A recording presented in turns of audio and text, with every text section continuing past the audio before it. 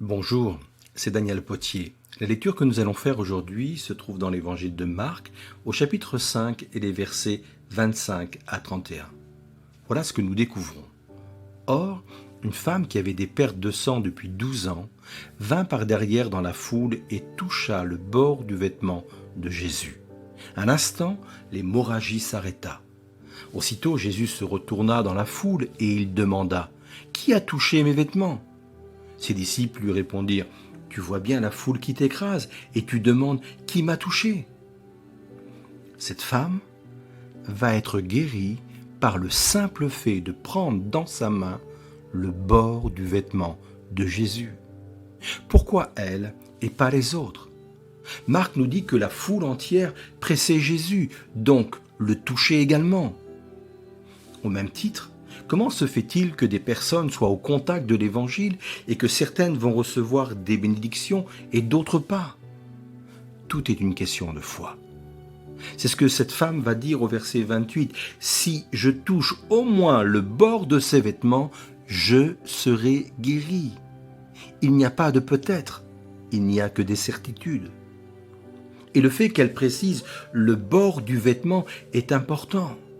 Dans le livre des Nombres, Dieu avait demandé à tous les enfants d'Israël de mettre sur le bord de leur tunique un liseré bleu afin de se souvenir des commandements de l'Éternel.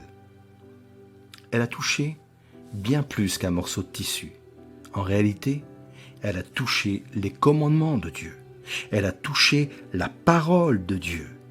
La Bible est bien plus qu'un livre à lire, c'est un livre à vivre. Il y a des réalités spirituelles qu'il faut toucher du doigt. Il y a des réalités spirituelles qu'il faut saisir de sa main. Ma foi, conjuguée à la parole de Dieu, peut me conduire à vivre des choses extraordinaires. De plus, la foi de cette femme va être imitée. Il est dit un peu plus loin que d'autres personnes sont venues vers le Seigneur Jésus et l'ont prié eux aussi de pouvoir toucher le bord de son vêtement. Ils ont fait la même chose et ils ont été également guéris. Matthieu 14, 36. Alors oui, je veux imiter sa foi.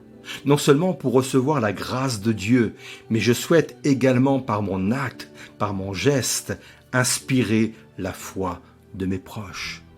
Alors oui, que Dieu te bénisse. Nous voulons mettre notre foi en action et nous comptons sur la grâce de Dieu. Si cette méditation t'a encouragé, pense à la partager autour de toi. Pour nous retrouver chaque jour, abonne-toi et active la cloche.